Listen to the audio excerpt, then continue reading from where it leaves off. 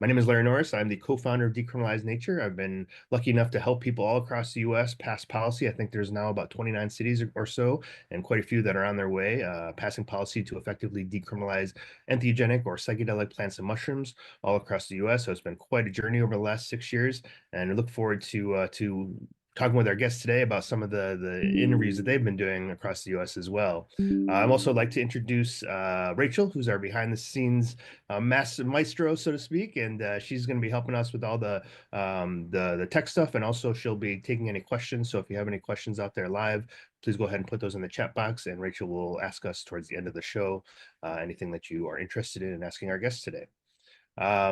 Also, we're going to be doing this every 2 weeks. So we have, quite a few platforms that are out there right now. We're on Spotify, iHeartRadio, Apple Podcasts, YouTube. We're doing this live on YouTube, and also Rumble and Odyssey. So check us out there. If you'd like to make a donation to help support this amazing movement and show, you can do that on the podcast platforms as well by clicking the donate button. I'm sure Normalize Psychedelics also has some donation options in the future as well. We'll talk about that.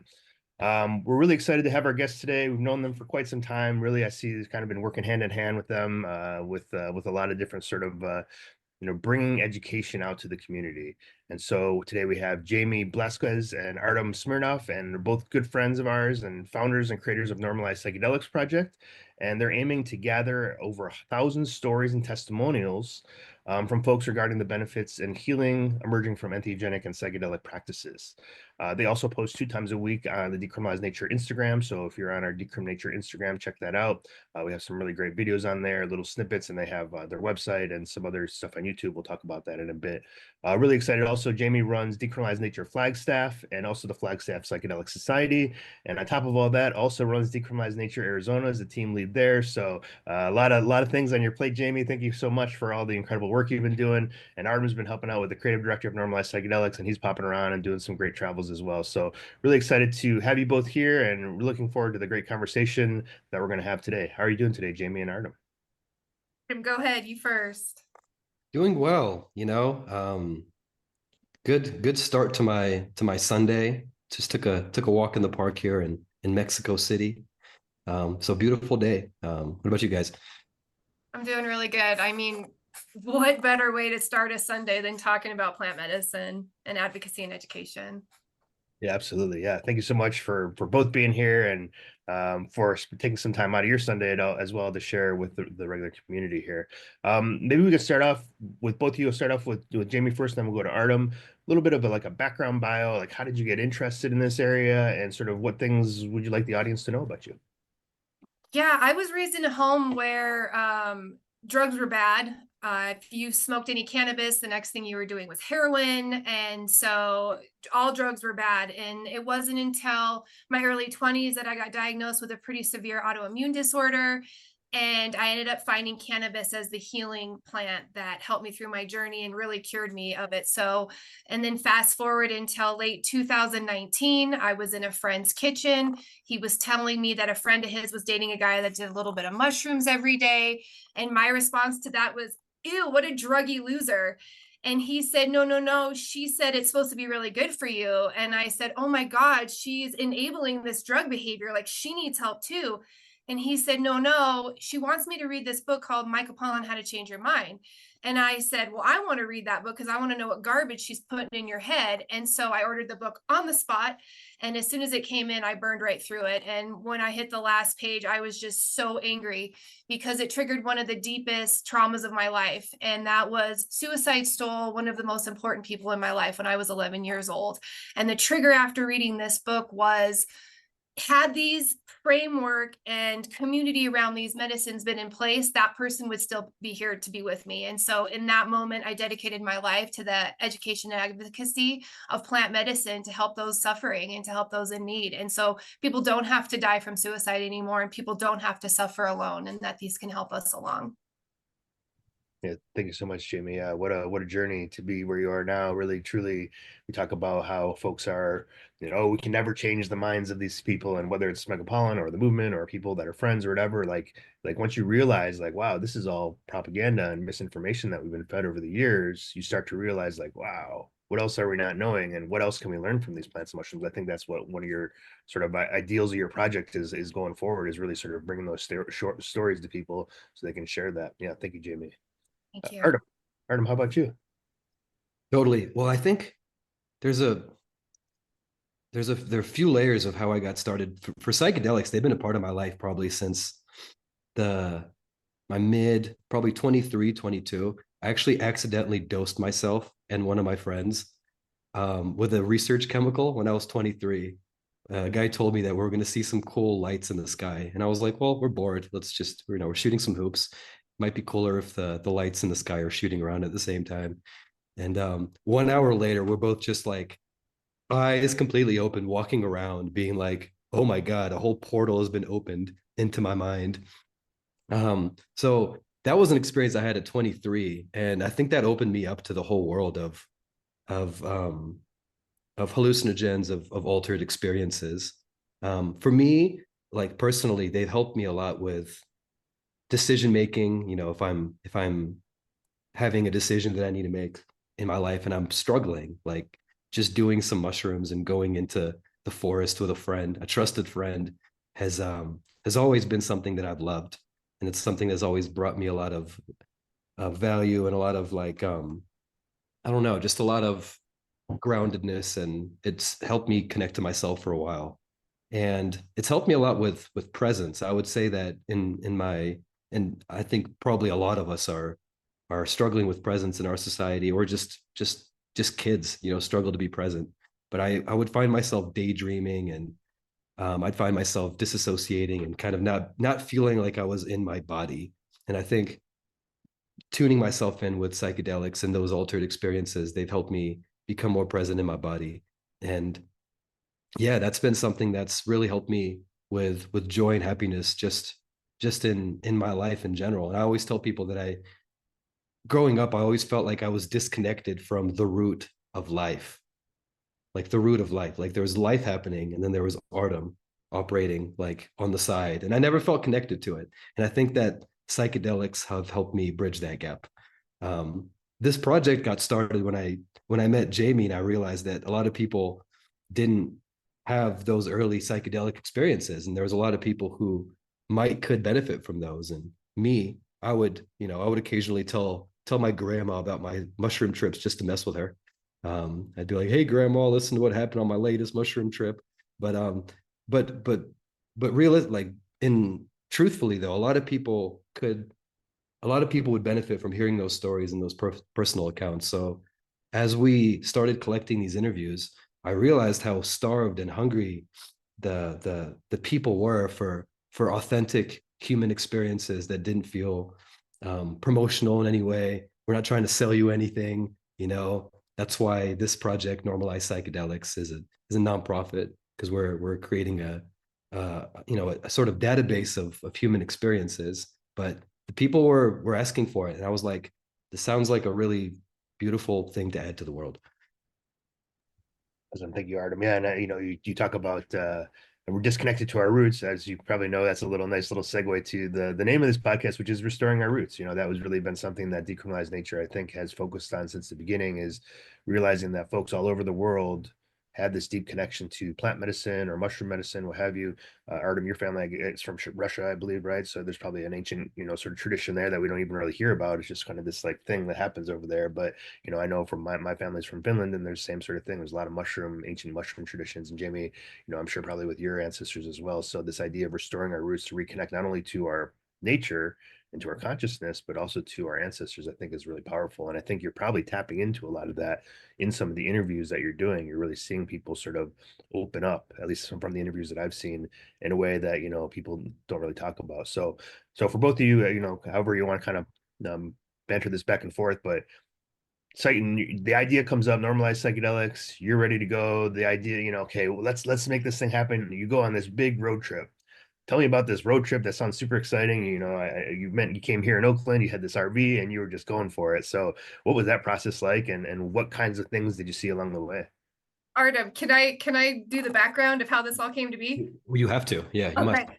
So I had just moved into this apartment, not knowing how I'm going to pay for it. There's like crap everywhere. I'm stressed out. And I just came out of a morning meditation and I was like doing dishes at the sink.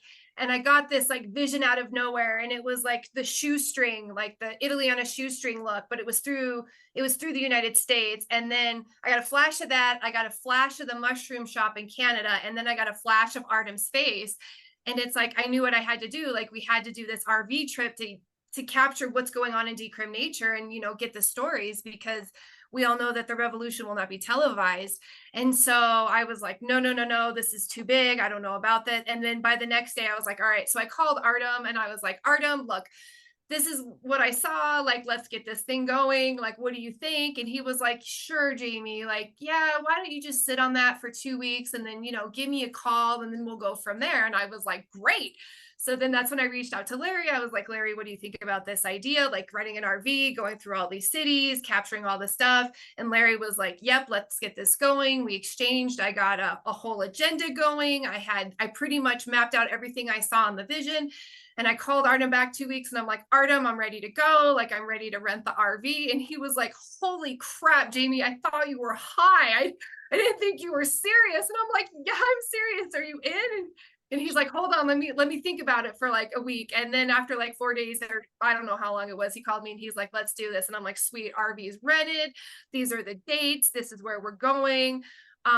Also I showed him the agenda and I was like, this is nice and relaxing and doable, right? What do you think? And he was like, it's doable. And I was like, I missed the relaxing part that got lost on me, and that'll come up later in the story. And then that's really it. The day came, we took a month off and we hit the road.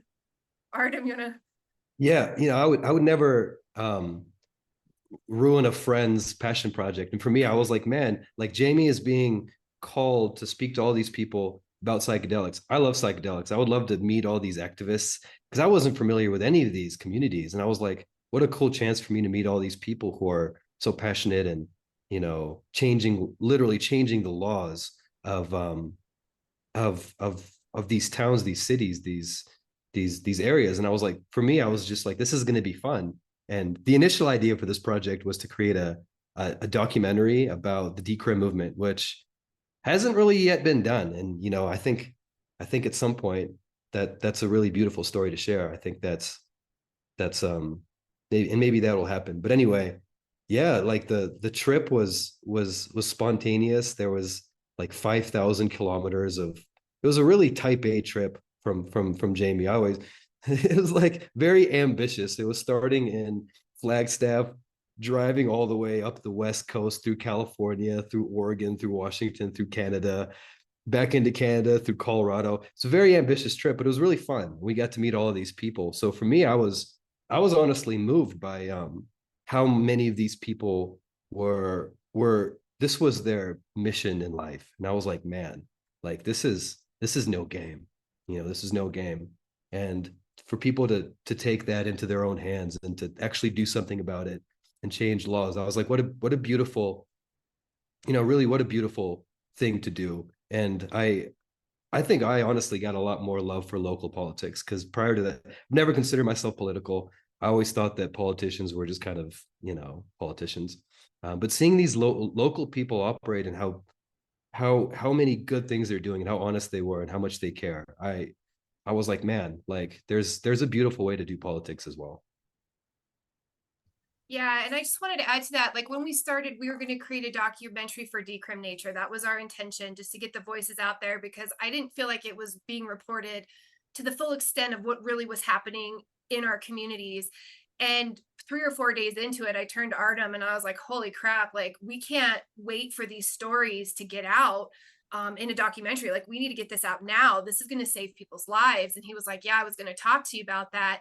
And it was like, should we kind of like put the documentary on the back burner and just figure out a way to get these stories out to like help people with their suffering now? And so that's when we were like started brainstorming this project.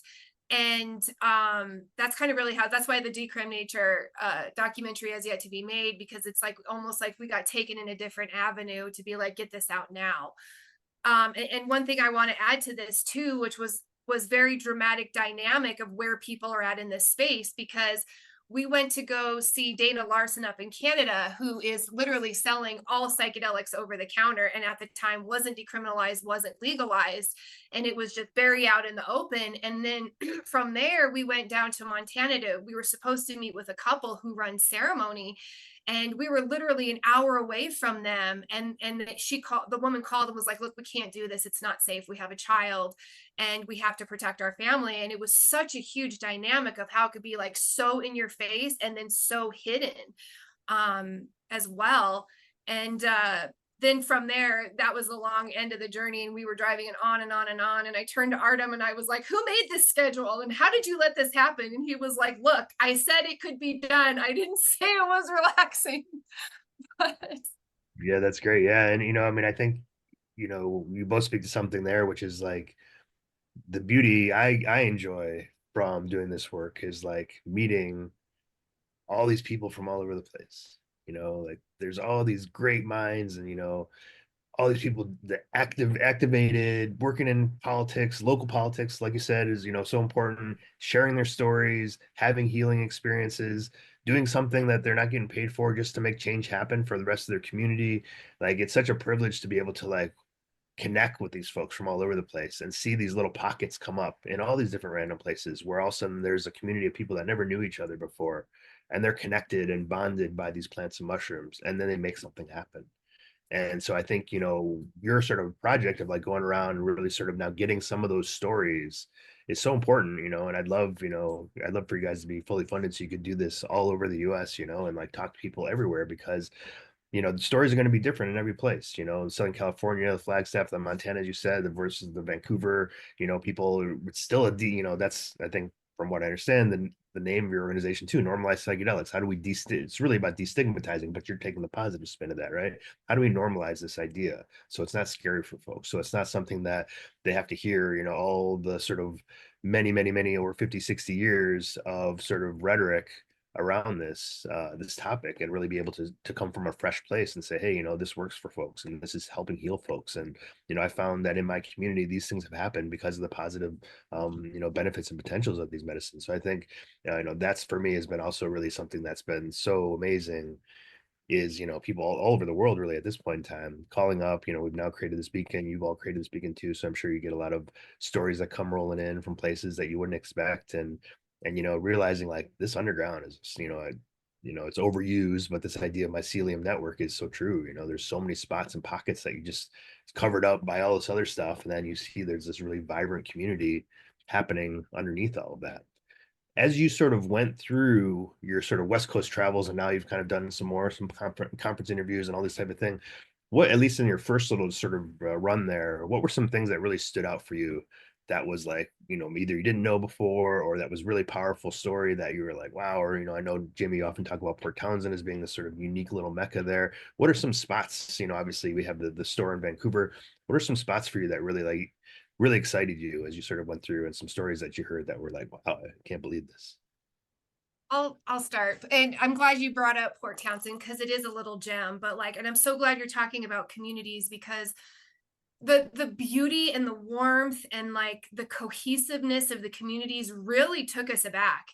And just how like inviting they were, and just how genuine they are. And I think Port Townsend, of all of them, was like the pinnacle, because I feel like psychedelics have already been integrated in the fabric of their community, because a bunch of hippies escaped up there and kind of started their own thing. So it's already integrated in the community. And I remember one of the big things was Artem and I went to dinner up there with a group of people. And I looked around the restaurant, and everybody was like genuinely happy and joyous to be together and very engaged. And I turned to Artem, I'm like, holy crap, like everybody's happy here, like genuinely. And he's like, I know, it's freaking me out. But it was like, it's so beautiful up there. And it was so beautiful and so warm that we're in the RV getting ready to leave. And I'm just kind of waiting for Artem to hit the gas. And I'm like, are we going? And he's just like, I don't want to leave. I don't want to go. Like, it's just so beautiful. And I think that was one of the big things that stuck out for me, was just such a community. And as you know, I'm learning and navigating this space, it's like psychedelics are just the catalyst. They're just the door opener. It's community and integration that are like the pillars of all this, and really the community. And I feel like that's one of the biggest things of suffering in our society today, is like the lack of community. Like, we're so isolated within our homes and in our phones. And psychedelics really bring community together. So that was one of the biggest things that stood out for me. Awesome. Thank you, Jamie. How about you, Artem? Yeah, from that first run, places that we went to that I remember were Los Angeles. You know, Santa Cruz was also really cool. We didn't spend that much time in Santa Cruz. I've always wanted to come back, but that place was super psychedelic, and everyone was just so open about it in Santa Cruz. Um, Bay Area is Bay Area.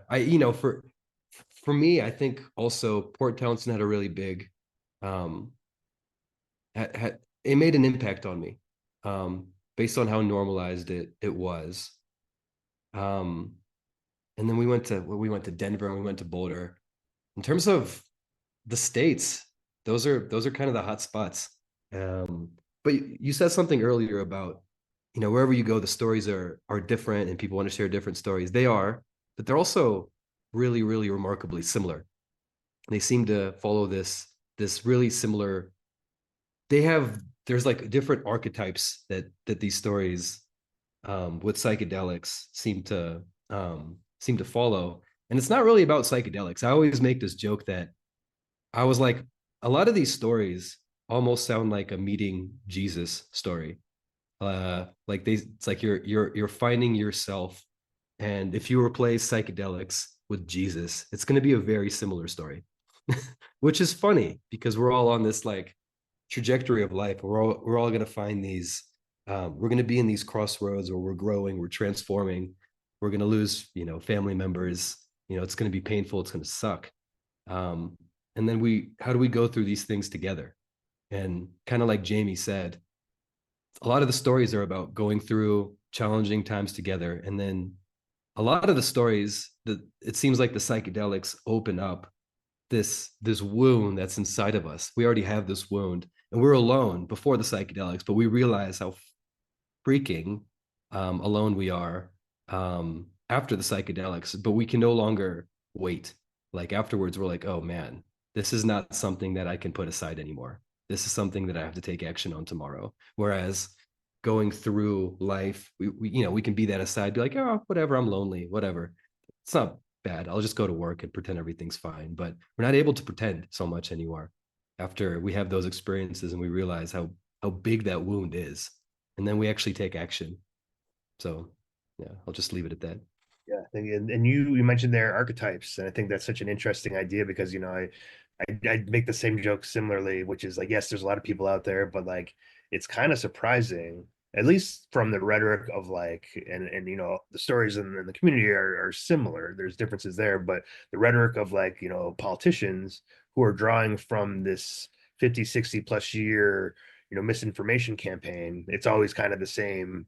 You hear the same exact questions, no matter if they're, northern Maine, Michigan, Florida, Oklahoma, Arizona, Arkansas, or wherever, West Coast even, so those same kind of things come up. So I always joke, it's kind of like the Agent Smith from Matrix, right? As soon as you start to like push against the Matrix, then all of a sudden like the algorithm pops up and says, oh, da da da da, and you're like, oh, I've heard this one over this way, and this is how I described it. And usually the same responses will help that person sort of ease some of their concerns or their fears. But in general, I think there are these stories, archetypal stories that you hear come up, and these even archetypal personalities. Jung talked a lot about there's archetype transformation and there's an archetype personality, and there's sort of the personality is one thing, and maybe there's certain personalities that are more drawn to psychedelics, but there's also this archetype of transformation, this idea of a death and rebirth experience or what have you. What types of archetypes did you see? If you have this, in terms of a qualitative research project, you have an amazing qualitative research project there. If you did like a thematic analysis of all your stories, you come up with something publishable. I don't know if that's ever on your mind at all, but that's something to think about. But thematically, what are you seeing in terms of the most powerful stories? Also, what are the ones that are sort of common? I know you still talk about this wound, but maybe you can be a little bit more specific about that. Sure. Well, Jamie, maybe you can talk a little bit about the veterans, because Jamie's talked to a lot of the veterans, and maybe you can talk about some of the patterns that you found in these veteran stories. I think that would be interesting. And then, Yeah.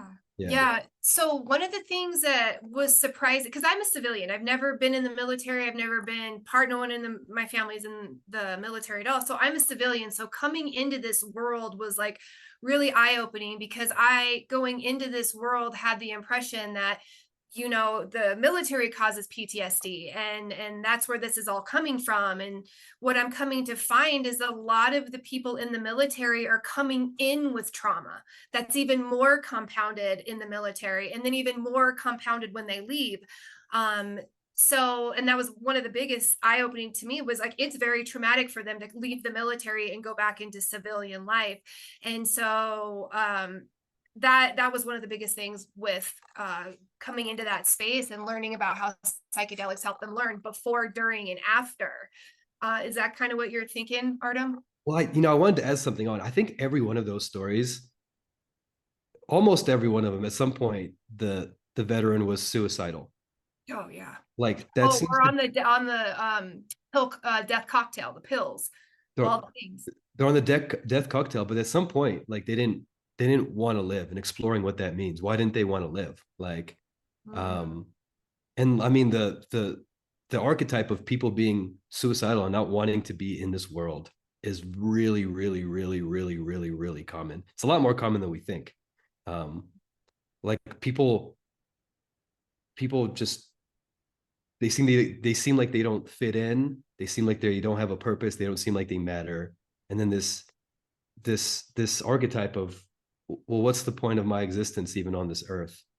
And then, and and something about the psychedelics is that they seem to, instead of thinking along those lines, they seem to connect them to the small things that you can fall in love with, the family, like the people that you have in your life. Something happens to where you start to see the root of life and the beauty of life.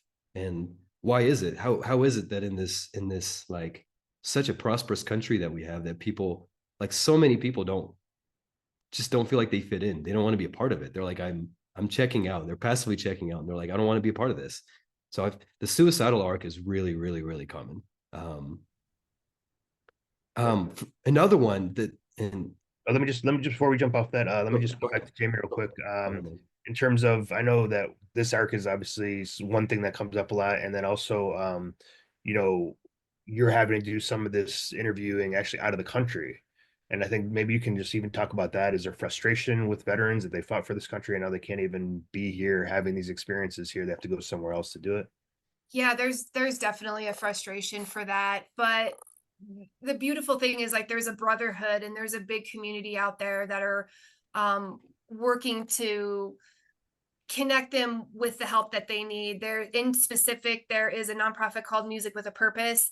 Their four pillars are community, music, veterans, and humanitarianism. And they throw fundraisers to raise money to send veterans down to Mexico. And it is veteran ran, and there's a large push for that. But they are frustrated. Like, why is it that those who fought for our country and sacrificed for our country can't heal within our country? And that's definitely a big frustration. And it's also a big frustration how they're taken care of as well, because one, they have this foundational understanding of this mental toughness, like there's nothing wrong with you, you keep moving forward, like you're not weak. And so if they finally come to this space where it's like, oh my God, I need help, like there's a lot of this going on, there's not true help there. They just put them on this, and that's what I call the death pill cocktail. It's like antidepressants, steroids, anti-inflammatories, and like all these things. And then they mitigate the problems that come out of it. It's just they do more medication to address those symptoms and more, and then they're just mouthfuls of, and then they're numb, and then that's when the suicide is happening and the big depression. And so there is definitely like a big frustration out there among the vets, wanting more, deserving more. I mean, they fought for our country, they gave it all, their families, they sacrificed everything. Like, we should be doing more for these men and women who fight and serve. Yeah, thank you, Jamie. Appreciate that. Yeah, Artem, didn't mean to cut you off there as well, but yeah, it sounds like this is, this is one archetype here, and you have sort of the mini archetypes within that. But I think, you're tapping into something again, why decriminalization is so important, because even the clinical model, the VA is so far away from being ready for this, and people are going, to places and they're trying things that, aren't synthetic. They're often nature based. Oftentimes it's something like ayahuasca, which is going to take a really long time for the FDA to even get anywhere close to that. Maybe we get synthetic psilocybin in the next 10 years, maybe, who knows? But yet we're seeing these results, and people are coming back with this sort of light that they maybe didn't have before. So yeah, go ahead. And I just want to add something to that too. Like when people start their journeys with psychedelics, whether it be veteran or whoever, and it's like they start microdosing, great. They start with ketamine, that's great. But I always say, your end goal always, always, always is ceremony. There's something about plant medicine with a shaman or a facilitator in community that the Western model can't touch. And I think that's the important of Decrim Nature too, is we can't wait for the Western model to be legalized and have it covered by insurance. I know everyone's hoping for that. And it's like, how are we paying for this? How are we doing this? These are all on schedule one still. Like it's a very long time away, and people are dying every day. And that's the beautiful thing about the Decrim Nature model, is it's a community and it's together. And I don't know, and you could disagree with me, Larry, I don't know how you feel about this, but there's something about plant medicine in community with a leader that nothing the Western model offers that can touch that amount of healing. It is so big and so powerful that, I mean, it's just always the end goal, in my humble opinion. Yeah, no disagreement there. I mean, obviously, there's something to be said for all the different ways that people can engage in these experiences. But I think ceremonially, especially if you tap into some, ancient practices or whatever, there's reason those are, technologies. We think of technology today as sort of silicon based, and it's in our computer and and all that kind of stuff. But how you certain songs that are sung, the gatos, for example, and ayahuasca ceremonies, those are technologies. They're taking you to a place. That's what it's traditionally understood as. It's like it's a train you ride on, almost, if you will. It goes to a dimension, if you want to think of it that way, right? So all these different technologies, how the brew is made, with mushrooms, same sort of thing. Technology, one technology, for example, the Mazatec, they add honey and cocoa beans with the mushrooms. Well, that creates sort of this MAOI effect, like an ayahuasca ceremony, right? We have this, and you're also like, it helps with sort of the clearing of the mouth and the flavor, but also that MAOI and the cocoa beans or the chocolate beans, right, will create and sort of modulate some of the mushroom experience. So I think there's all these technologies that are also not easy to put into an FDA study because it complexifies things. They just want the pure synthetic form, and not seeing that there's like this whole conversation. And you probably all heard about the Maria Sabina, and they brought the psilocybin from Sandoz Laboratory, and they brought it to Maria Sabina and her space in Mexico, and was like, oh well, and pharmaceutical companies always say, oh well, Maria Sabina said it's exactly the same thing, or this also has spirit, and they didn't incorporate in the fact that she's in her same set and setting where she's had hundreds of thousands of other mushroom experiences. And so when we're talking about opening portals, like what's really happening there, right? Would she have had the same thought if she went to Sandoz Laboratory, versus in this space where she's created all this technology, if you will, around these experiences? So yeah, I think ceremony is such a big important part of this. I'm also thinking, obviously a lot of people have, don't have the access to doing that necessarily, but I think, if we're talking about really deep healing, I think that's a good way to go about it. Yeah. Yeah. Oh, sorry. Oh, I was going to add on to that. Like, I think that one of the beautiful things about ceremony is how how they can create a space that's so beautiful, and how important the space is. Because sometimes we're like, oh, it's just about the substance. I'll do it in a dark room by myself. That's cool. Like, but when you see somebody put so much intention in creating this beautiful space with everywhere you look, there's just beauty, and then there's all this tradition, and there's ritual, and there's music, and then there's beautiful music. You're like, man, I can't create this. Like being here is so special, and it's going to change. Just being here is going to change me, whether I even take the medicine or not, right? And it's like, A little confounding variable there for you, like this, that alone will help, right? yeah. And what is that? Like, what is that variable? Like this beauty, being around beauty is healing too, right? Mhm. Yeah. Yeah. And so I don't know, Jamie, do you want next? I was just going to add about set and setting. Like we're all very focused on set and setting, and it's like where we're at in our mind and are we safe in this setting? But it's so much more than that. Like doing plant medicine with a sacred people on sacred land. It's like there's no touching that, no touch. It's not just set and setting, like, am I safe in my, in my space, and do I know where I'm at in my head, do I have good thoughts? It's like, no, once you're with the shaman that's deeply spiritual, deeply connected to everything around us, that has had a lineage of these practices on their sacred ground, there's no touching that. No medicine can touch that, nothing. And I think there's set sort of, that's the personal, sort of environment, if you will. The setting is sort of the physical environment. There's this idea that Betty Eisner came up with in like the, I think, late 80s, early 90s, called the matrix, which is the cultural societal environment. But you're actually, adding a fourth point to that, which is the spiritual setting of the space, the sacredness of the plants, the mushrooms, the sacredness of the energy that is in that space. Almost like I had a professor that talked about terra psychology, psychology of the earth. The earth draws the people that want to represent its archetype, that represents its sort of, what it wants to feel as a place. So I know that there's a story of an ayahuasquero who was down in Peru, and he went up to Vancouver, and he's like, this is totally different for me. I've never met these water spirits before that are here.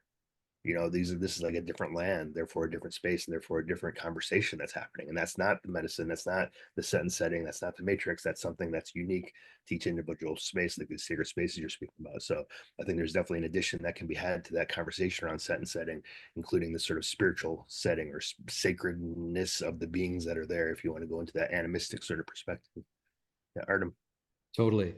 And I think the sacredness in itself is healing. Like, I think that when we feel depressed or we feel really low, we feel like we don't matter. Like, being around sacredness is inherently healing. Like, being around a place that's important, that's beautiful, and seeing that, I think that does something to us that's hard to explain.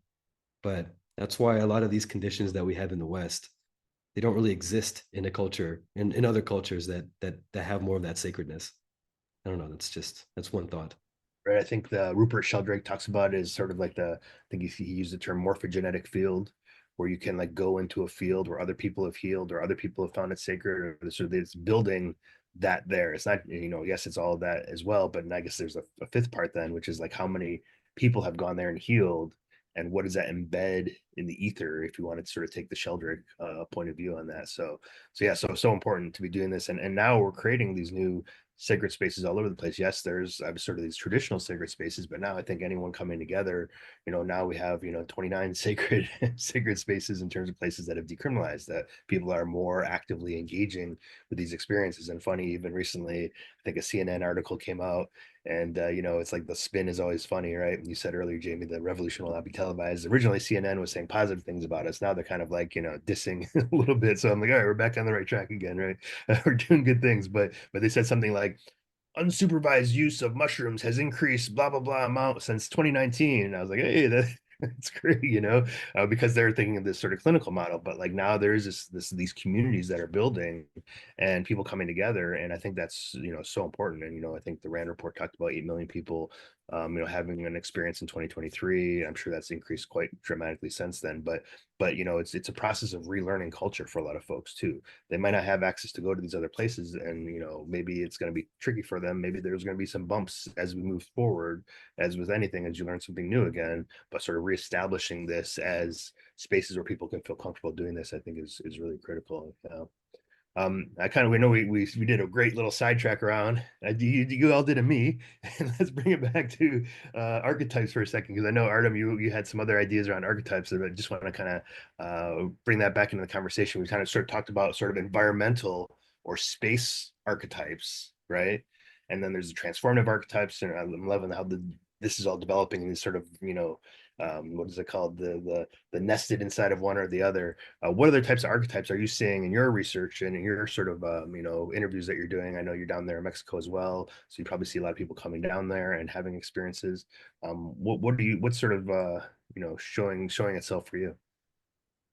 Yeah. I think another archetype is just health. Like, what is like what does good health look like, and how, for me, this is deeply meaningful, but how do these things help us connect with good health? Like, how does something like taking mushrooms help us? Like, we've had people say that taking mushrooms have helped them lose weight, and on the surface that doesn't really make sense, to somebody who's like, what? where are the scientific studies for that? Well, it's like, how does somebody take mushrooms and, but then once you start thinking about it, you're like, okay, well, I've taken the mushrooms and I'm sensitive to my body, and I don't want to, like make my body suffer. And then that helps you get into better health, whether it's with, um, we've heard people with chronic illnesses say that it's helped them with multiple sclerosis, with, with losing weight and stuff like that. And losing weight is something, um, that obviously there's a lot of people trying to do that, but how do these things help people tap into their own unique healing capacity and help them get into better health? For me personally, I'm deeply curious about this because I've had some skin issues, um, throughout my life, probably since my mid 20s, and I've never been satisfied with the, like the Western clinicians who are like, hey, just put some cortisol on your skin and you're fine. Don't think about it too much. Just move on through life. And I'm like, no, why am I having skin issues to begin with?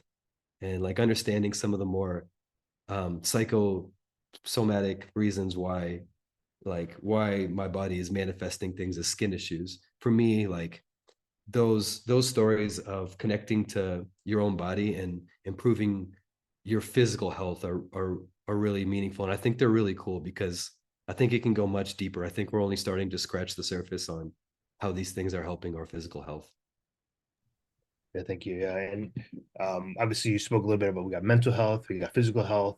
How often do like ideas around spiritual health come up? Are people seeing what is that like for folks? Are they talking about spaces beyond and consciousness? Do they kind of keep it more sort of focused for the interviews, or are you hearing about these unusual places that people go, the strange and unusual that can happen with these experiences? And how are people, do you kind of feel that when they talk about this when in the interviews? And maybe if you want to tap into your own experiences, if you all have had some similar type stuff.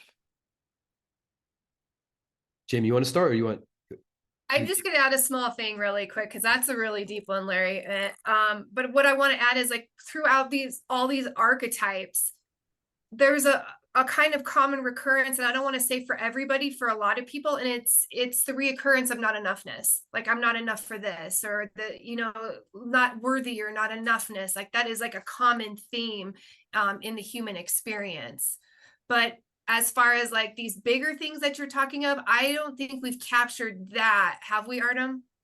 Well, I was going to flip that a little bit on its head. And I was going to say that that sounds like a lot of the addiction stories. I feel like the addiction stories are actually the spiritual, like the spiritual health. It's like people don't feel spiritually there, which is why they're not living in a balanced way. I feel like the addiction stories, and specifically, are usually a connection of spirit and the connection of connecting to the highest version of yourself, to something greater than you. I feel like those stories, they share that kind of archetype. And we had one dude who said that we interviewed on the first trip, and he said that he was having all sorts of issues with addiction, and he was just really abusing himself quite badly. I'm not going to say the name of this person, and you guys can see the interview on the, on our website if you're curious. But he was talking about how he was super addicted to pain pills, and he was like, I just felt like this is the moment that I need to change. And I'm not advocating this as good practice for anybody. But he just started doing a lot of DMT, and he just did DMT repeatedly for a while. And it seems like he was doing it in kind of a dusty room, but he just felt like he needed to change, and he said that he literally watched his addiction leave his body. And I was like, what is that if that's not a, like some sort of, um man, what a mystical moment that must have been. And that's some sort of spiritual connection that he was looking for, and he was seeking it. He was looking for him. And I think post that experience, he still had the withdrawals from the opiates, but he was able to detox and stop abusing himself. So for me, the addiction stories always feel like the like the spiritual realm, and going into the mystical and seeing all these things. And those things seem to be things that help people, on that level. Great, thank you. Jamie, you have any thoughts on that? No? Have you, I mean, what, that's to me what's the research I did previous Decriminalize Nature stuff was all really about this sort of mystical, spiritual, sacred, unusual archetypes of transformation experiences that people are having. And I was always amazed at, like, how profound consciousness is beyond. Have you either, even in your personal experiences, sort of tapped into that? What do you think the space is that we go to that's beyond here? Is it just a neurochemical interaction? Like, or is there a realm there? Are they just archetypes? Are archetypes realms because that actually exists somewhere? Like, what's in terms of either personal or if you want to take a step aside and be arm's length from personal experiences, what you heard a friend say, someone who isn't me, this used to say on the old interwebs, right? Swim. Someone who isn't me said blah blah blah. So what's your thoughts on sort of the realms of consciousness and that we can tap into with these experiences? I don't know, man. You're the PhD, Larry. I feel like I'll leave this to the professionals. Oh no, I mean, everyone that has a personal experience is a PhD in Yeah. some way. I think that's what's beautiful about this is, like, it really, it sort of democratizes consciousness, if you will. It doesn't matter what degrees you have or how much you studied it. The person who's had an experience is always going to have a deeper insight into this than a scientist doing clinical research studies that have never had an experience, which I think is an interesting dynamic too. Yeah, I don't know. It seems to be this experience where we go into the collective. Like we move into we're like this, we become more of this one organism. Like we're living in this world, and we move into this realm where we feel each other so deeply, where we might feel isolated and really independent in regular life. We move into this realm where we feel the collective so strongly, the like this realm of the collective subconscious. It's almost like we're feeling, it's like the internet. Like the internet is almost a representation, or the mycelium network. The internet it can be so beautiful. It's like this mycelium network of all of our thoughts and ideas. And I feel like we go into something like that, where we realize that something, like a small action that maybe I think is not meaningful, like this, just talking to a stranger in this city. You might be like, I don't give a crap, like I don't know this guy.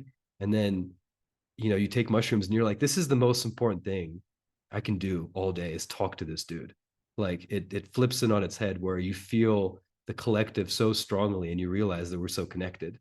And whereas maybe your busyness will be like, hey, I'm too busy to talk to this guy. This isn't important. I have money to make, whatever. I got to pay my bills. I got debt. This dude's not going to help me pay my debt. Um, but you have this experience and you feel the collective so strongly. It's almost like it becomes so important.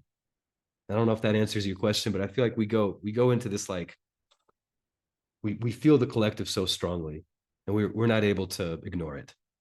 Yeah, this is one of those trick questions because there's no answer, right? So yeah, anything that you think about it is just, I think, addition to what we're all trying to think about, and Yeah. especially I think about integration this way too. It's like we're all hearing what someone else's version of consciousness is. What does that look like to you? What's going on out there? How does this connect? And what can we learn from each other as we share this type of thing? Jamie, what are your thoughts on that? I think personally, Bufo has been 5-MeO-DMT, which is the natural form of it through the Bufo alvarius toad, has been the most profound experience of my life. For the long time in this space, it was like psychedelics are not for everybody. And I walked that line. Like, psychedelics are not for everybody. They're not for me. I will advocate. I will create framework. I will educate. They're important, but they're just not for me. And I would kind of work through with like breath work and cold water and meditation. And psychedelics bring you to a whole new level of that feeling of interconnectedness. And so back to Bufo, the best way that I could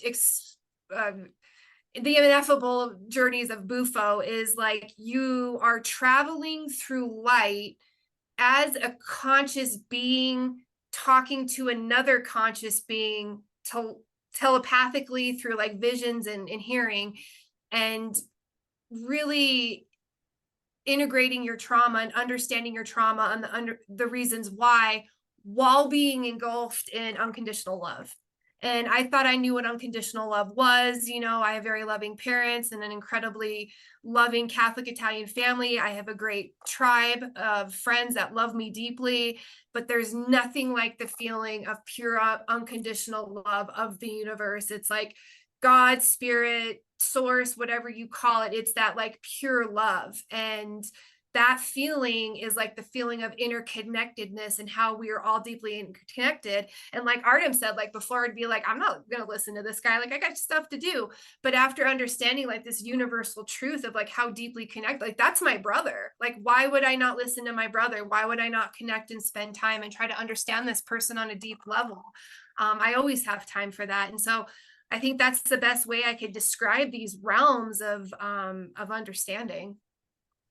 Yeah, these ideas of unconditional, these sort of abstract ideas that feel so powerful. They're so real. And even this idea there's more real than real space. Like, why are we having this thing? Like of all the, like people say, oh, well, this is these are plants' ways and frogs' ways of protecting themselves from blah, blah, blah. And it's like, well, why that? So we don't, what's going, why unconditional love comes so powerfully and in ways we can feel it.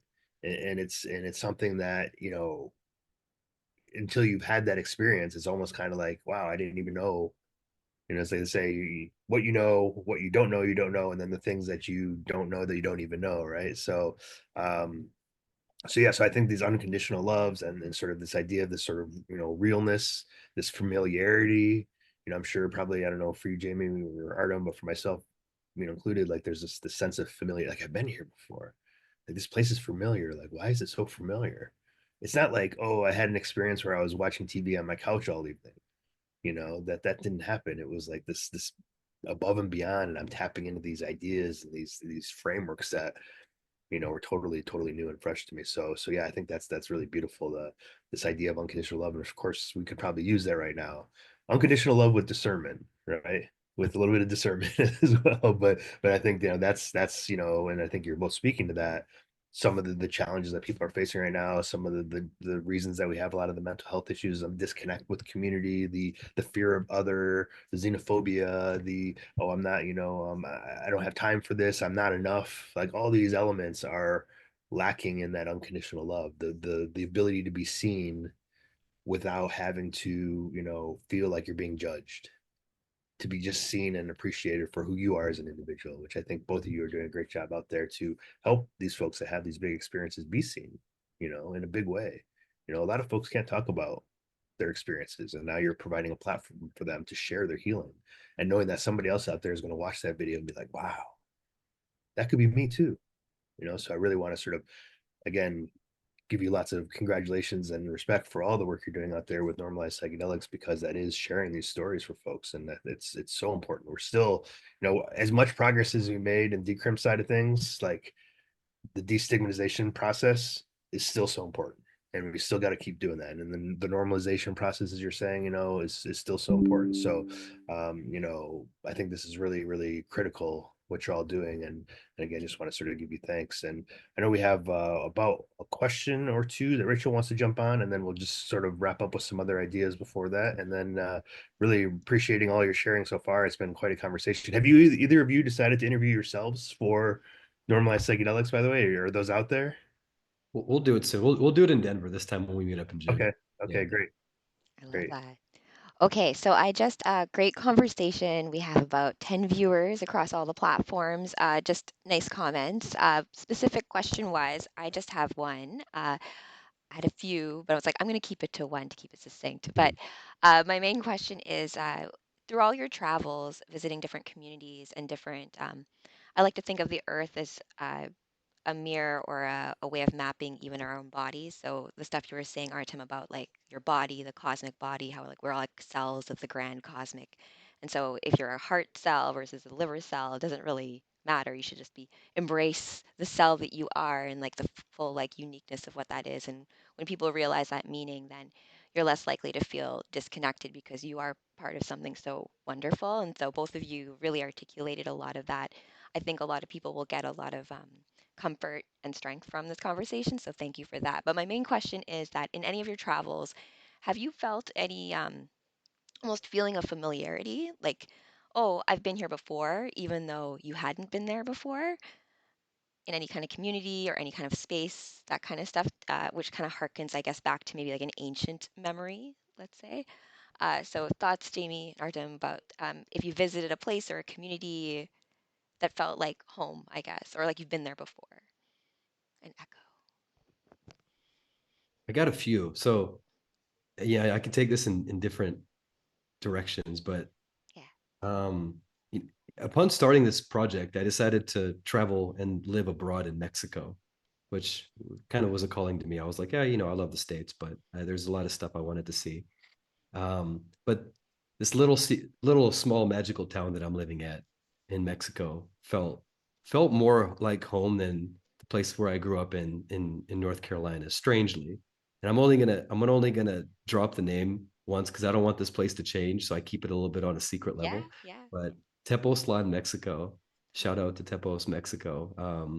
Strange place that always felt like home, even from the first couple of weeks spending time here.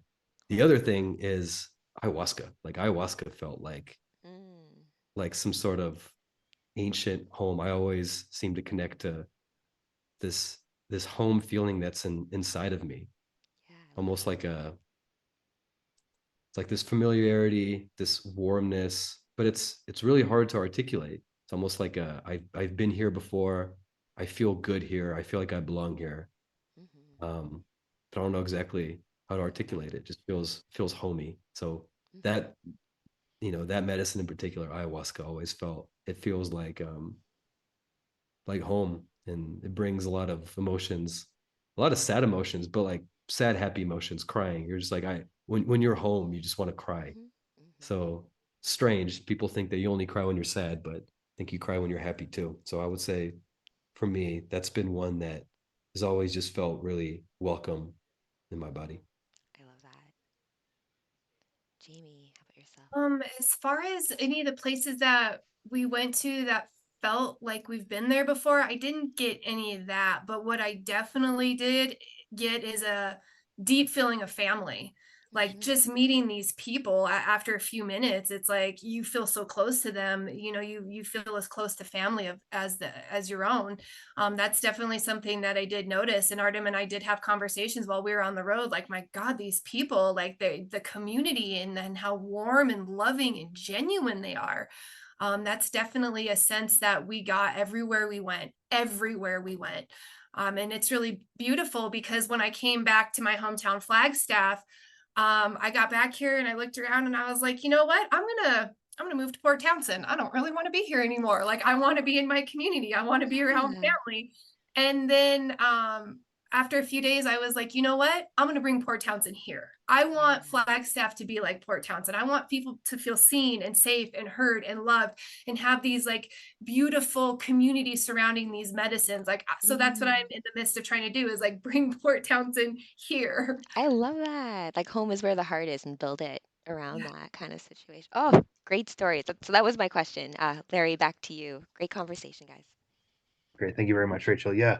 Yeah. So you are now how many interviews? Your goal was 1,000 interviews, right? So we're getting how far along the way are we roundabouts now? We're Couple probably hundred? at probably at 70, 75 probably. 95. Okay, so anyone out there who wants to participate, give Artem and Jamie a call. Go to normalizepsychedelics.com, I believe, right?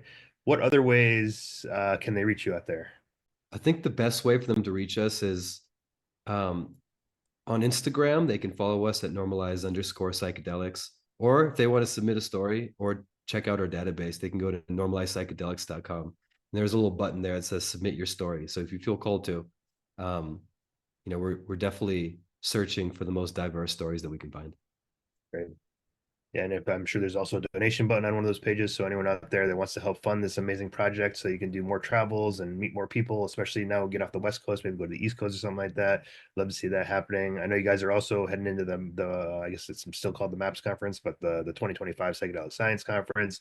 You have any thoughts for anyone listening that can meet you up there? Is there you gonna have a table and all that? Do some interviews around? Yeah. We're still trying to figure that one out. Okay. We definitely will be at the conference. I thought it was called the MAPS conference, but maybe I'm outdated. Um, So we'll be there. We'll be floating around. We're going to be participating in the Psychedelic Playhouse event, which is an after party there at the Plant Magic Cafe one of the days.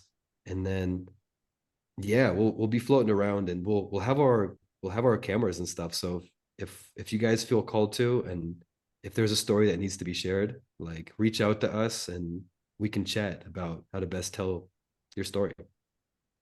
Great. And what's next, Jamie? What's next for the vision and for you in general? And I know Flagstaff's a lot of action going on in Flagstaff to bring Port Townsend there, but what's next for you right now?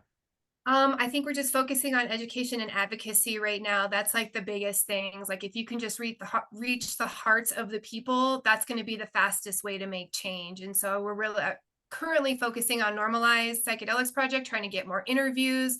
We're really focused on getting to the MAPS conference, you know, to make connections and see how we can get these interviews out there to help save lives. And then, of course, always we're trying to get city council stuff moving in the state of Arizona and the city of Flagstaff. So that's kind of next steps here. Great. How about you, Artem? What's next steps for you? What do you see on the horizon there?